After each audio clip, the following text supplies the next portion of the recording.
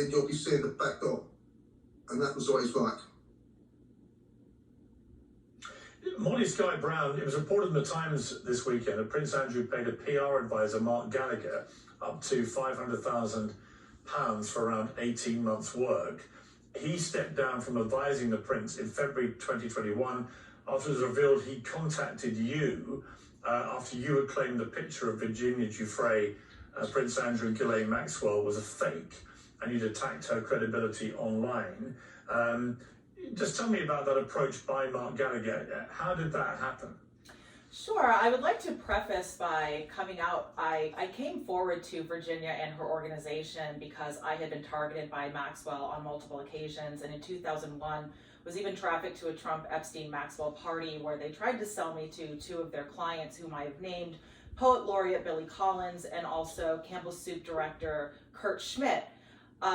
Virginia decided to attack me when I came forward. Her and Maria Farmer attacked me, mocked me, discredited me, humiliated me. Maria Farmer was calling me a meth addict, a meth head. My nickname was Methy Molly. I've never touched meth.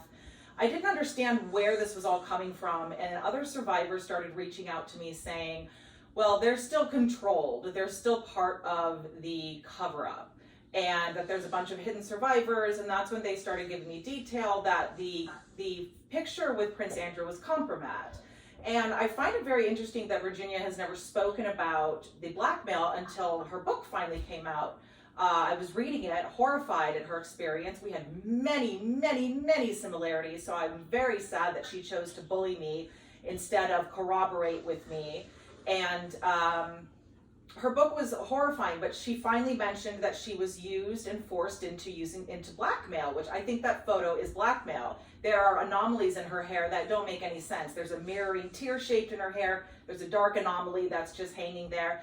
And honestly, that's beside the point. I had reached out to her to try to get help. She was the CEO of an organization of Victims Refuse Silence. I was just learning who all these people were at the time. I had no idea who these people were because I kept swatting them away throughout my youth. The first time Maxwell tried to recruit me, I was a freshman in high school. She targeted me at a gym in Jupiter, Florida. I have made international news about this, and yet no one wants to talk about it. They just want to talk about Prince Andrew and Virginia and me being a troll when she trolled me viciously, and others. And I have all the screenshots. I've written blog posts about it. I have my own podcast. I've been sharing my own truth, and thankfully my name and my information is out there. But yes, when the royal family reached out to me, I thought it was very pathetic. I sent all of the information directly to the media and to the FBI so that they could all be held accountable and interviewed. And none of that ever came to be. The FBI here is 100% corrupt. It's a global issue. I'm speaking to the audience, we the people, that we want the answers to at this point. So I really appreciate you inviting me onto your show today. Well, as you know, you've been called an internet troll, and so on. I don't know the truth. You talk about your truth. I've always thought there's only one truth. I don't particularly like the phrase "my truth" because I think it's open to a lot of weird fact twisting. Sure. So I just don't know. Virginia's not here to defend herself, obviously. No. I think what's interesting is that after you made these allegations and comments online, you were then contacted by a representative paid for by Prince Andrew. Correct. About the picture, for example. So I'm just curious about that process. How did Mark Gallagher contact you? So originally Antonio Marshall had reached out to me, and that is Fergie's assistant. I didn't know who any of these people really were at the time because I'm not infatuated or enamored by prestige or elite. That's why I turned down the contracts I was offered for honeypot contracts, fake relationship, fake girlfriend, fake wife contracts. So Antonio Marshall reached out to me first. She reached out to me through my Instagram page and then also found my email address and messaged me. And she and I spoke for, I want to say, a good hour on the phone. We spoke for quite some time. I could feel all of her gaslighting. She was talking about how Prince Andrew and Fergie were still living together in a happy couple, and that Prince Andrew doesn't do this stuff. He doesn't let people take pictures of him. And I mean, it doesn't matter. I believe that Virginia had sex with him. I believe she was paid. I believe she was used as blackmail And she has now confessed to this, and we're having this conversation now. So then Mark Gallagher reached out to me. I really wasn't comfortable speaking with him because he is Prince Andrew's PR agent, a spin doctor. And I told him such. I said, it's much deeper than just a photo scandal, and if we can't talk about that and get to the bottom of it, then there's really no reason to talk. And again, I went to the media directly afterwards and the FBI, and that's when the media posted about all my intel that I had received and my screenshots about this, and that's when Mark Gallagher stepped down. But just to be clear, you don't actually have any independent evidence. These are just your theories. Well, Rena O was the one who brought it to my attention as well. She is convinced that it is layers. Victoria Hervey, she and I used to speak for a while. I didn't trust her either, but I was getting intel. As a survivor myself, I don't trust anyone. I'm just always getting intel. Lady Victoria Hervey, I have a 14-minute conversation that she was giving me voice recordings. I posted this as well to my YouTube, to my Instagram, and to my blog, mollyskybrown.com. And she talks about how she found the artist that had made the compromat. She posted pictures about it. It's all over her Instagram page. But unfortunately, she stopped with exposing it. I know, but I've interviewed her about that. And I've interviewed her about that. Well, she stopped talking about it because she wanted to free Ghislaine Maxwell. So the story she told me is very different than what she tells you all. That's all I'm saying. I just try to relate the information. She changes the story repeatedly. She does. Yeah. And then she attacked me after saying she was interested in getting my story out. Yeah, I just know I spoke to Virginia's lawyer, David Boies, who's one of the most eminent criminal attorneys in modern American history, and he's 100% certain that picture is genuine. That's all I know. I'd take his word over Victoria Hervey's any day. Okay, let's move on. I want to bring in, I should be bringing Kinsey first of all. Kinsey, there's so much stuff swirling around about this. Seems to me the most potentially lethal swirl is the constant release of these leaked emails from the US Congress investigating this, that Andrew, every week that goes by, more stuff comes out about him, about his ex-wife Sarah Ferguson, which contradicts the public statements they made about their friendship with Epstein. That is highly damaging because it goes right to the heart of their credibility. Yes, first of all, congratulations on Woke is Dead. I think that's one of the most terrifying parts about this story. We're watching this evolution where we don't know. I mean, was there any material that was cut from the book? Was it cut from the book just because the publisher only wanted a certain amount of pages? There is still so much mystery surrounding this story. We have the Epstein files that will continue to leak. We have these tapes that you just mentioned in another interview that exist that could potentially include more details. There's too much on the line here.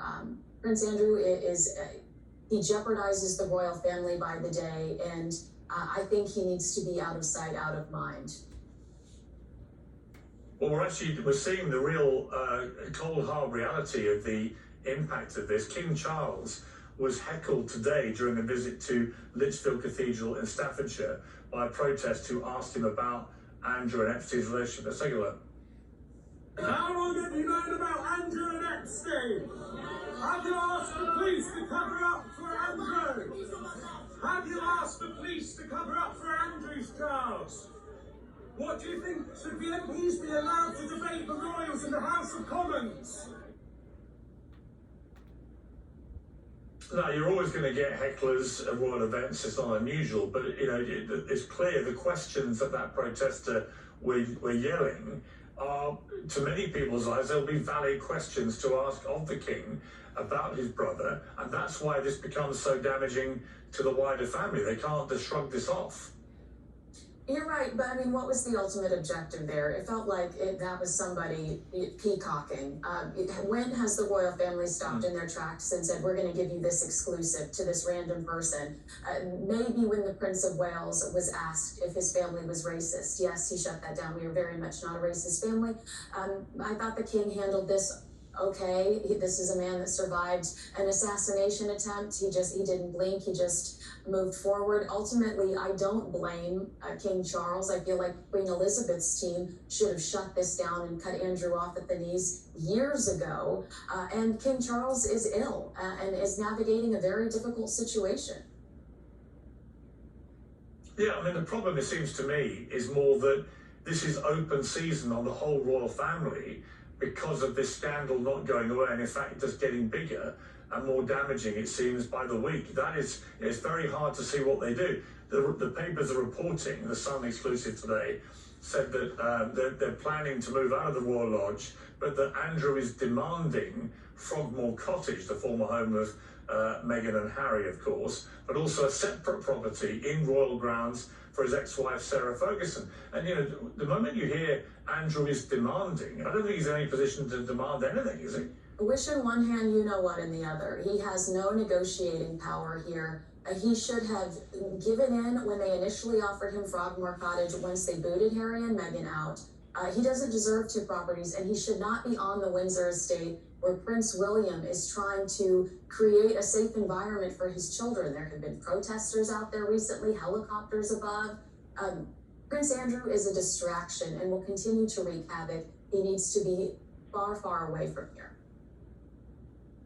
And the problem, finally, Kinsey, for you, is when you see an event like the Duchess of Kent's funeral, for example, recently, you see Andrew there trying to be centre stage outside the church, standing next to William, the future king. William clearly very uncomfortable. Andrew making what appeared to be clumsy jokes, which seemed very inappropriate. But the whole optics of that are just, they're toxic for the royal family. You are who you associate with. That is what, I mean, whether Prince Andrew's guilty or not, you are who you associate with. There are those images of Andrew standing next to Epstein. It looks absolutely vile to then see Prince Andrew sitting there trying to joke around with Prince William, the future king. I think that it's guilt by association for Andrew and Epstein, and it does not reflect well on this monarchy to have Prince Andrew anywhere near the working members of the royal family. Michael Tracy, you were thrown out of a press conference held by Giuffre Epstein victims and lawmakers on Capitol Hill last month. You said afterwards, my question was a straightforward one, but the assembled media and politicians clearly found it appalling, given that Virginia Roberts Giuffre admitted that she had spent nearly a decade falsely accusing a prominent individual of graphic sex crimes. Why should she now be seen by the public as remotely credible? And this alludes to what I was discussing earlier with Amy Wallace, the co-writer of Virginia Giuffre's memoir about the Alan Dershowitz case, in which she stated, after dropping the allegations she made against him, she may have made a mistake in identifying Mr. Dershowitz. You believe that goes to the heart of her credibility? Yeah, you know, the credulity with which this supposed memoir has been received across the media, especially the British media, but the American media as well, is just utterly ludicrous. What could be fatal to someone's credibility other than spending nearly a decade making the most lurid and graphic claims of sex crimes against a prominent individual, which, let's remember, Virginia Roberts Giuffre described in granular detail with respect to Dershowitz, insisted and was adamant that she was 100% certain that she had correctly identified him.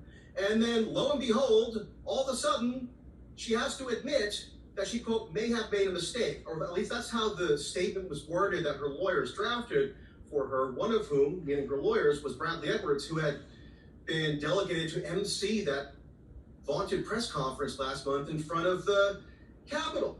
So, I mean, I've read this whole book, okay, this whole supposed memoir, and there are portions of it that are basically just repackaged, almost verbatim with some minor cosmetic adjustments from her original memoir manuscript that she wrote in 2011, was never published, but what she was shopping it around to literary agents, hoping to get a big payday. And over the course of litigation that she initiated, right, her extortionist lawyers initiated a whole slew of litigation on her behalf, but over the course of discovery, she had to eventually concede, or her lawyers conceded on her behalf, that that original memoir manuscript was fictionalized. It was a fictionalized account of her purported experiences, supposedly so she could engage in some trauma therapy or something. But the real reason why the lawyers had to make that stipulation was because the memoir manuscript defamed a whole host of people and made numerous claims that were wholly unsupported. And Amy Wallace, the ghostwriter who you interviewed earlier, simply transports key passages from that admittedly fictionalized memoir into the new memoir. So what due diligence did Amy Wallace do journalistically to verify that those passages which Virginia Roberts Giuffre herself and her lawyers had admitted were fictionalized? What due diligence did she do to discover that now they're supposedly factual and nonfiction in 2025? None that's made particularly clear in this new memoir. So for Prince Andrew, and I have no particular brief for the British royal family, but for him to be so relentlessly hectored as a pedophilic sex criminal on the basis of nothing really more than the uncorroborated and partially retracted word of a serial fabulist. But he is did ludicrous. have a relationship with a convicted sex offender. And Andrew was low-hanging fruit. With a convicted sex offender. Okay, having Well, a hang relationship on. with Jeffrey Epstein, there's nothing to prove that he Now, actually engaged in Michael, I would sexual ask you with this woman. I would ask you this, Michael. I would ask you this: if Andrew is innocent, why did he pay a woman he said he'd never met a reported $12 million to avoid going into court, having stated publicly and repeatedly, "I want to have my day in court. I want to clear my name"? That, I'm afraid, is what people cannot work out. It's like, why would you give $12 million to someone you say you've never met? And secondly, he made a number of emphatic statements, including that he'd never met Virginia Giuffre and he'd never had sex with her and so on, to Emily Maitlis in that BBC Newsnight interview. But he also in that interview emphatically denied having anything to do with Epstein after the infamous Central Park walk and the 4 days he spent there. But we now know from the leaked emails from Congress that that is a lie, that he carried on seeing with it, in consorting with him for a sustained period afterwards. So his own veracity has been exposed as very unreliable. Why are you siding with him against Virginia Giuffre?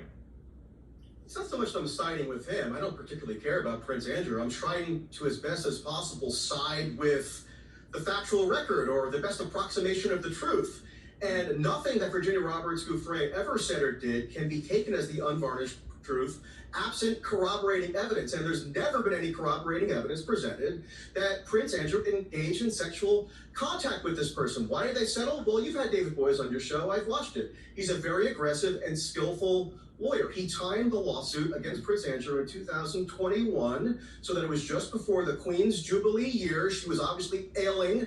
Obviously, it was going to be a PR fiasco, whether he was guilty or not, for him to pursue the litigation process. And so they made a judgment that it was best to settle. As you know, I'm sure, he admitted no liability or culpability in that settlement. And Virginia Roberts Giuffre, who we're constantly told was this beleaguered victim who had this horrible, traumatic life in every single respect, she was a multi-millionaire. Some of these settlement funds that Boies and Edwards were able to broker gave the supposed victims tax-free compensation, amazingly enough. And Virginia Roberts Giuffre got to purchase palatial estates, ranch estates in Australia, an oceanside mansion. She had this NGO that she supposedly set up that the other guests mentioned that was basically just a fiction. I mean, it didn't do anything to Michael, raise awareness.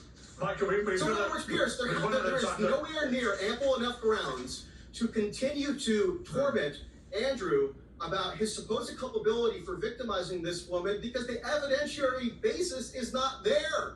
There's no new information presented in this memoir.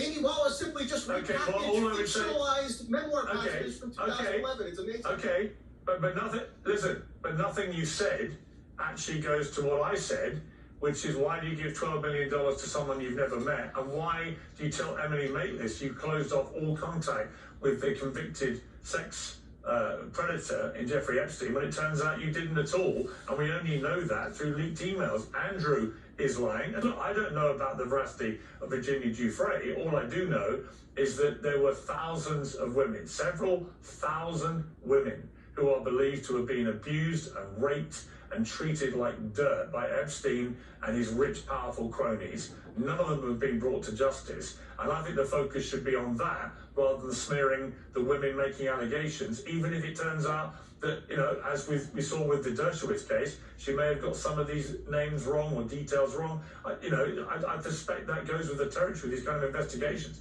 But it doesn't clear Andrew, because we now know from his own words he's been lying. And I'm Piers. afraid he needs to put himself, to me, he needs to go in front of the investigators under oath for as long as they determine would be what they require from him to tell exactly what he knows. And we also need to have full disclosure of all the Epstein files immediately. And then we need to have people in there held properly to account. David Boyd says between 6 and 12 men named in there deserve criminal prosecution. Well, then they should get it. And the fact this is still going on 10 years later, and we don't have that information, one of the best ways to get to the truth is often through the court process, where people are under oath with the penalty of perjury and going to prison, and they have to tell the truth. And that's what we need to get to. But look, I've got to leave it there. It's an interesting debate. I appreciate you all coming on. Thank you very much. Thank you, Piers.